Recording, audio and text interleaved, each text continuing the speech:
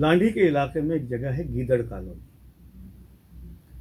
گیدڑ colony میں مجھے exact تاریخ نہیں یاد ہے، لیکن میں یہ واقعہ آپ کو بتانا چاہوں گا، اور ماضی کے اخبارات اس بات کے گواہ ہیں. گیدڑ کالونی میں ایک شخص، فرض کیجئے عبداللہ نے ایک مکان لیا، ایک پلاٹ لیا، اور اس پر تعمیرات شروع کر دی. تعمیرات کے لیے جب انہوں نے بنیادیں کھودنا شروع کی تو اس میں سے ایک کسی انسانی کھوپڑی برآمد ہوئی. پھر جب مزید کھدائی ہوئی تو دوسری کھوپڑی برآمد ہوئی، پھر تیسری. اس طرح سے اس میں انسانی ہڈیاں برآمد ہونا شروع ہوئی. تو کسی نے خیال کیا کہ ممکنہ طور پر یہ قبرستان ہو سکتا ہے، کبھی رہا ہوگا. لیکن جب وہ ہڈیاں اکٹھا کی گئیں اور تو وہ ایک پولیس پہنچ گئی، علاقے کے لوگ پہنچ گئے کہ بھائی، اور یہ پوری 5 انسانوں کی، وہ 5 کھوپڑیاں اور 5 انسانوں کی ہڈیاں، یعنی میڈیکو لیگل کے جو ذمہ داران تھے جناح اسپتال کے، انہوں نے گن کے بتائی کہ جناب یہ اتنی پسلیاں ہوتی ہیں انسان میں، یہ کمر کی ہڈی ہوتی ہے، یہ جو ہے وہ پیلوک بون ہے، یہ لیگ بون ہے، یہ ہینڈ پیس ہے، یہ کندھا ہے، یہ شولڈر ہے. یعنی وہ 5 انسانوں کی وہ استخوانی ڈھانچے تھے. تو عبداللہ جس کا وہ مکان تھا اور جو تعمیرات کروا رہا تھا، اسے حراست میں نہیں لیا گیا. تو عبداللہ نے کہا صاحب میں نے تو کوئی 1 سال پہلے یہ مکان برکت اللہ سے لیا ہے. پولیس برکت اللہ تک پہنچی. پھر برکت اللہ نے بتایا کہ جی میں نے تو ثناء اللہ سے لیا ہے. پھر پولیس ثناء اللہ تک پہنچی. پھر ثناء اللہ نے بتایا کہ جی میں نے تو ذکاء اللہ سے لیا ہے. اس طرح سے پولیس کوئی 4-5 مالکان تک پہنچی.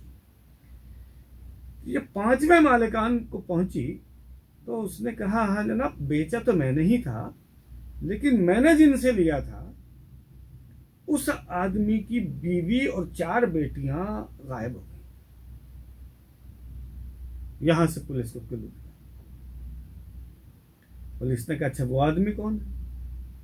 انہوں نے کہا جی وہ آدمی تو ملک کے بالائی علاقوں میں رہتا ہے. اس کے آتے پتے نکالے.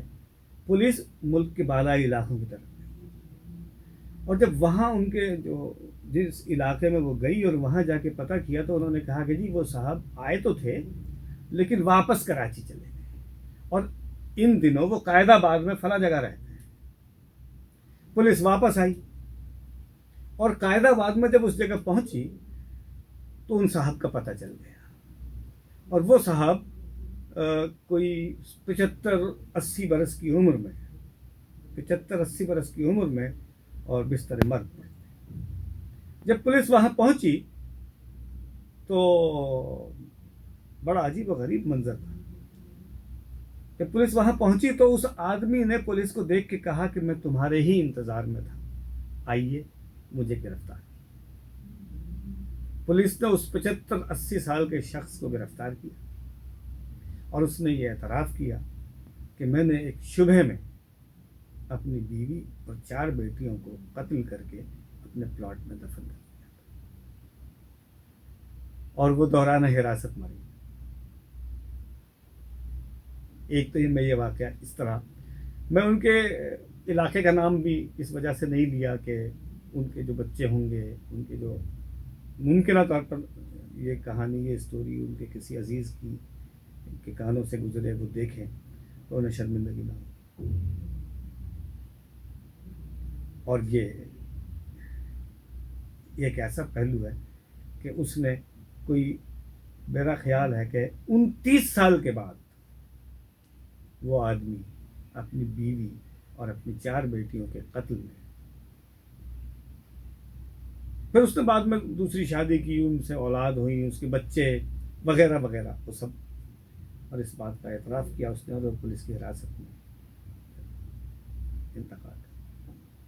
ایک دوسرا، ایک اور، اس شہر میں ایک بہت بڑا فراڈ کا ایک کاروبار ہوا تھا جو سمت دادا بھائی کی نے انویسٹمنٹ کمپنی ایک قائم کی تھی، اور کراچی کے لوگوں نے اپنی پنشن اور خواتین نے اپنے زیورات فروخت کر کے وہاں انویسٹمنٹ کی تھی. سمت دادا بھائی گرفتار ہو گئے. समद दाता भाई गिरफ्तार होने के बाद जेल में गए, जेल जाके वो मर गए